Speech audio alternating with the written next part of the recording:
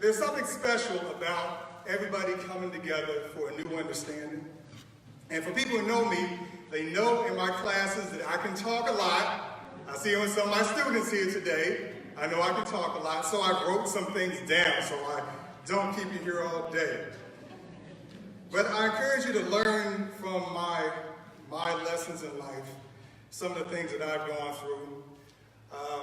They say that it's an unwise person who does not learn from their own mistakes, but it takes an absolute fool to not learn from somebody else's. So I encourage you to learn from mine.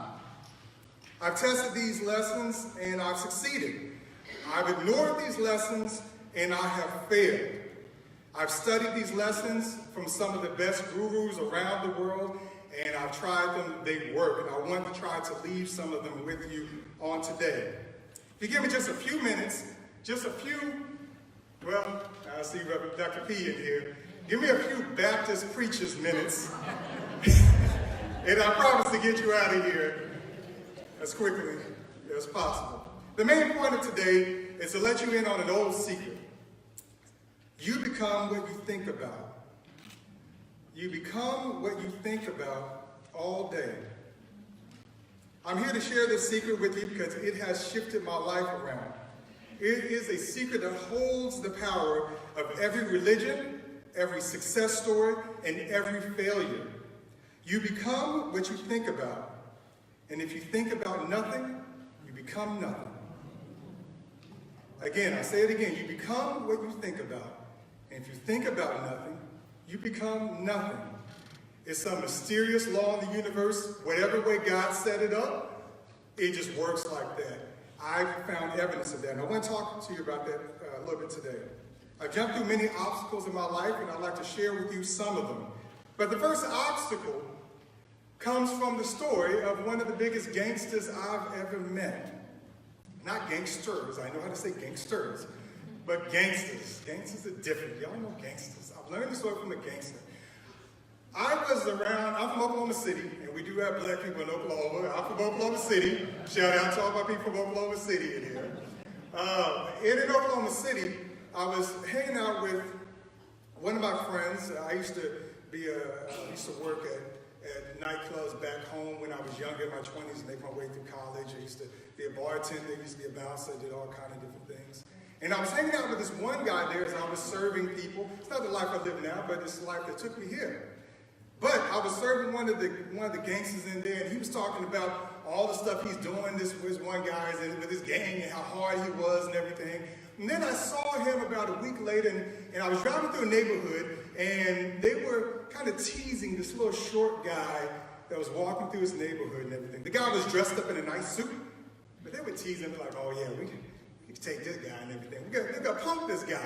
We got to get this guy a nice suit, well-dressed guy over there. You can tell he didn't belong in the neighborhood either. He was down in the hood. And they drove him out of that hood. They talked about it. They drove him out of that hood. He got in his car and he drove away.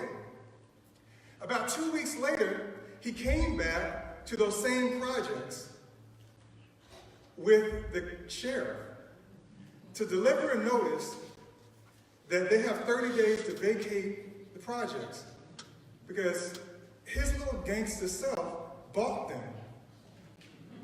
And so I went to go talk to this guy. I have to talk to this guy. He's just earned my respect. I thought I knew what gangster was, the guy with the gun, but it wasn't. It was the guy with the pen. It was very interesting how it happened. I went and talked to this man. And I befriended him because if somebody's successful, you have to go find out how they did it.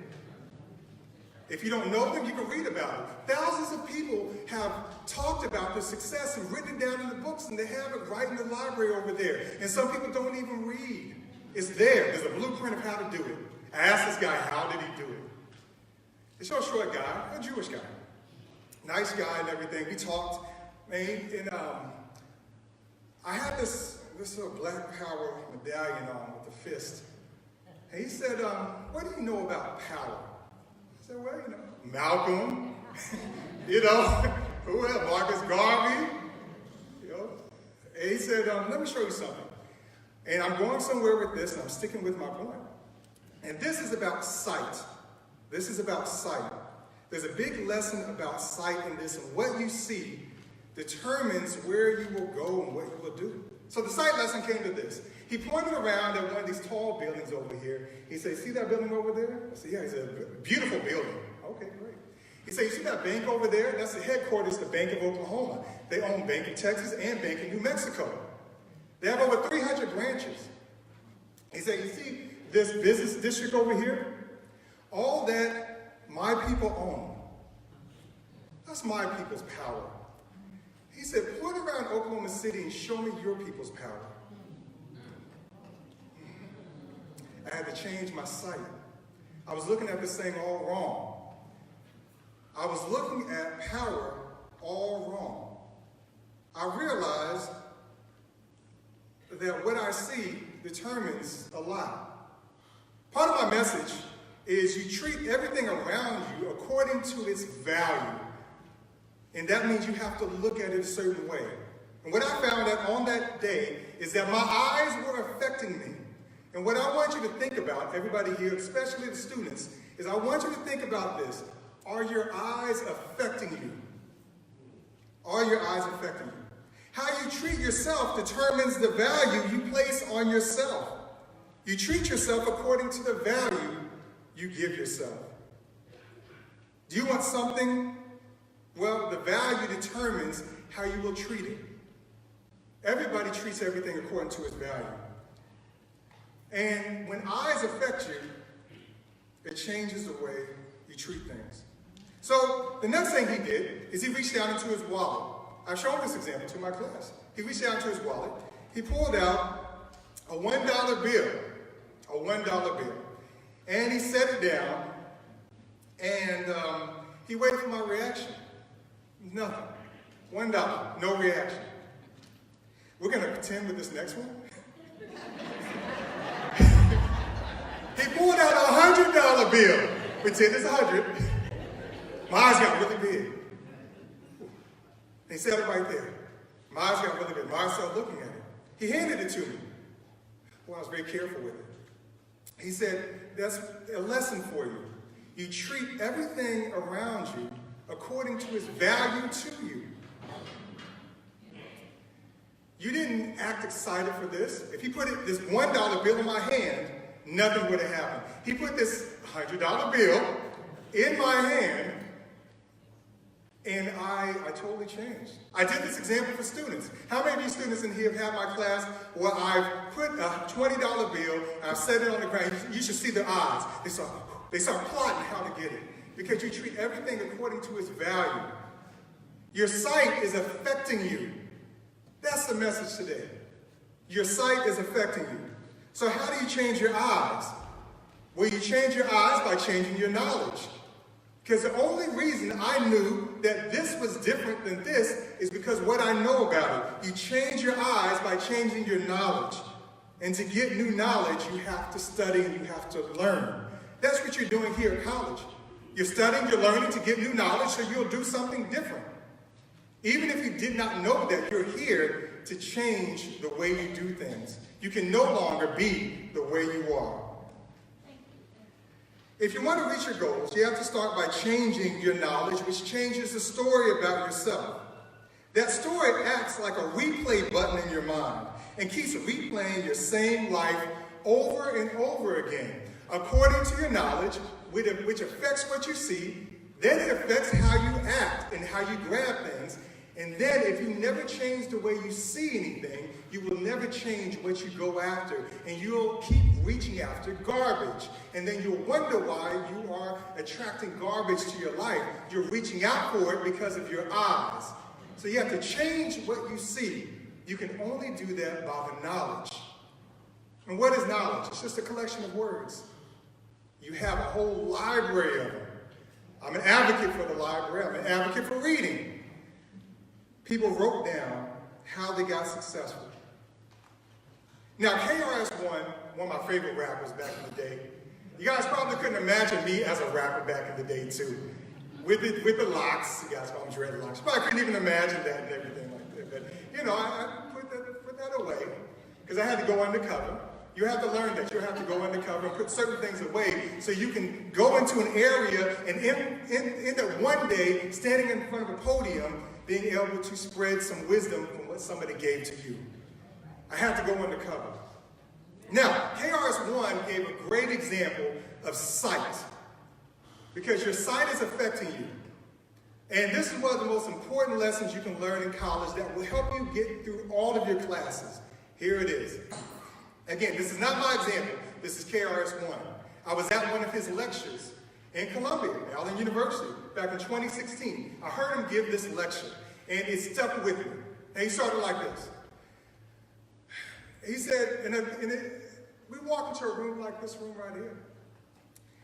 An electrician walks into the room, and he starts seeing the wiring around the walls. He starts seeing the light fixtures, and he starts saying, well, that's this type of watt over here, a 100-watt bulb, and this outlet over here is a 120, and that one over there is a 220 over here. And then he can see all the wiring. He or she can see all the wiring running throughout the stage. All this stuff is invisible to us, because at that point, he came in here with electronic knowledge, and the room revealed itself to him according to his knowledge. The plumber walks in. The plumber can see all the pipes going through the top of the sprinkler system. The plumber can see the pipes running behind the walls leading to the bathroom back there. The plumber sees all this stuff. There's pipes running underneath the floor. The plumber sees all of these things that's invisible to you and me. But the plumber can see it all because the room revealed itself according to the plumber's knowledge. The painter walks in. The painter sees this kind of paint over here. This is the code 32159 paint over here. This paint over here is 36451 gold paint. This for weathering over here. The painter can see all of that. We can't see any of that because the room revealed itself. Again, the electrician saw electronic knowledge. The plumber saw plumber's knowledge. The painter saw the room through painter's knowledge. What happens is the room, the universe will reveal everything to you according to your knowledge, because your knowledge is how you see everything. Your sight is affecting you. Then the preacher walks in. The preacher sees God. Dr. Oricon, I see him walking through campus. He's seeing everything you're seeing, but you can have the ability to see God at the same time. It's much easier to believe in something if you can see it. If you start looking for it, you can start seeing it. You may not have a problem seeing God because you have the words of God in your mouth. If you don't have the words of anything in your mouth, you will overlook it. It's the way our minds are developed. Again, you overlook electronic knowledge. You overlook plumber's knowledge. You overlook painter's knowledge. And then some of you all overlook God for lack of the word being in your mouth. Now, this is not a preaching moment, but you can't talk about success without talking about spiritual activity. Because I'm a student of history, and I have not found anybody successful throughout history that you did not see that person one day hands clenched, praying to whatever God they pray to. Because this is more than just a natural environment. The more you stay natural, the more you are stuck in natural law, and things won't move. Your sight is affecting you. I encourage you to add God to your sight. That's why it's so easy to have atheists around here. We don't have to talk about God in today's society. Don't have to. Turn on the news. They talk about war. They talk about killing. They talk about Jesse Smith, whatever his name is. They talk about R. Kelly. They talk about all that. They'll talk about God and wonder why it was so easy to take God out of school. If he's not in your mouth, he won't be in your eyes. Your major students, whatever you're majoring in, if you don't have the words of your field in your mind, then it can't manifest through your eyes. And then you will miss opportunities. But the great thing is, it's so easy. Just start speaking the language of your field, and then all these opportunities and the knowledge of your field will come to life. And next thing you know, you're a musician standing on the stage at the Apollo. Thank you, Mr. Johnson, for making that happen. Actually, it's Mr. Herbert Johnson that invited me to come up there with him. But without that musical knowledge and without his spiritual knowledge, he would have never seen that connection to make it reality. I would have been stuck in natural law and stuck in my current position, wondering why things won't move. But the outer self cannot move anything. And the outer self cannot free the inner self. Only the inner self can free the outer self. That means you have to get in contact with that. Whatever religion you believe in, that was the whole point. Get in contact with the inner self. It changes your sight.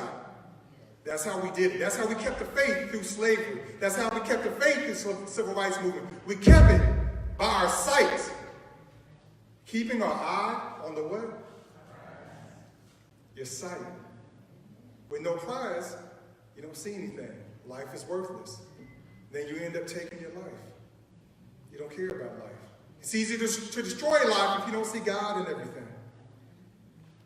Now, I mentioned your eye on the prize. Now, I'm keeping my eye on the clock. I know some of y'all looking, how long-winded is it? I'm turning pages. I'm getting The prize is your goal. I spent a lot of my life in school. I went to K through 12. Nobody talked to me about setting goals. I went to college and nobody talked to me about setting goals. I even worked for Walmart for a year. Nobody talked to me about setting goals. I don't know if that's what they talk about. No, they didn't teach me. But setting goals. Once you have your new reality, your new sight, you must set your new destination. Now you have the ability to see it. You have to set goals. Jim Rohn said, if you don't have a list of goals with you, I can guess your bank balance within the nearest $10. And when I heard that the first time, he was right for me. And the message is that your goals are affecting you. Some of y'all do have goals, but some of them are such lousy goals, the effect is bad. Your goals are affecting you. I was at the gym. I signed up for a gym membership at another gym the other day just for the weekends, so I go work out and everything on the weekends. And there was a young lady that was sitting there, and she just seemed like she was stuck in a place. But I could tell she had great potential, and she didn't know how to get out of this place she was just stuck in. So in the middle of the gym, I'm sitting there talking to this young lady. I said, you know, a couple of weeks ago, and how many of you guys heard of a car called a Bugatti? Has anybody ever heard of that? Bugatti. What did Bugatti just come out with? A $19 million car. $19 million car. I told her Bugatti just came out with a $19 million car. And that car today is gonna go on a journey. But you gotta go on the same journey. That journey is gonna be to, and I just said any random place, Atlanta. You gotta go to Atlanta. Okay, you gotta go to Atlanta. But all you are gonna have is a bicycle. Again, the car is going to go on a journey. You're going to go to Atlanta. Who's going to get to the destination first? It doesn't matter that you're on a bicycle, because if the person with the $19 million car doesn't know where they are going and doesn't have a goal, they'll never reach it. They'll be going along the same highway as me. And I'll get off the off-ramp, and they'll keep going. Haven't you guys ever hated? Have you guys ever driven along and then gotten past the exit and got mad? Oh no, I missed the exit. It doesn't matter how fast or how slow you're going. If you know where you are going, you can get down on your knees praying and crawl and get there before the person in the Bugatti. That's the whole point of this. Your eyes are affecting you. And I want you to think about your eyes leading you to your goal. You write your goal down, and your goal will take you to your destination. Now, the last part about this journey is finding out what type of person you are. So the question that was asked to me one day is, who are you? You can't do anything unless you know who you are. You can't do anything. You'll be fooling yourself. You need to know who you are. I come from a family and from a place that being 18 does not make you a man. Being 21 does not make you a man. It just makes you a male with a grown-up body. There are rights and privileges that come along with the title of a man and of a woman. That's a title. That's not a genetic disposition. It's a title. There are certain things you have to do. And so there was an identity you have to grow up in. If you don't know what kind of person you are supposed to be, you have to define it. Once you define it, you know how now to set your goal. Learn to find out what type of person you are trying to be. You learn to find that out through God, through faith. You learn to find that out through the people around you. You learn to find that out by reading books about people who have gone the path that you have gone. Because the value you set on your life will be determined by how you set up the value yourself. So who am I? I'm a proud black man. I love that. And I look into the mirror, and because I say that, I know what that entails. So now I can't neglect it, because your mind will not let you live a lie. So every day, everybody in here, especially the students, wake up, define who you are, and then walk throughout the day becoming who you are. Tomorrow, become more, and just keep becoming more. Think about this. Think on these thoughts, because whatever you think about, you become. If you think about greatness, you become greatness. If you think about nothing, you become what? You become nothing. The last point I'll make today is that today is registration day. Today is registration day. Today is the day you get to either actively plan for your goal in life, or it is just another day to do something you're forced to do.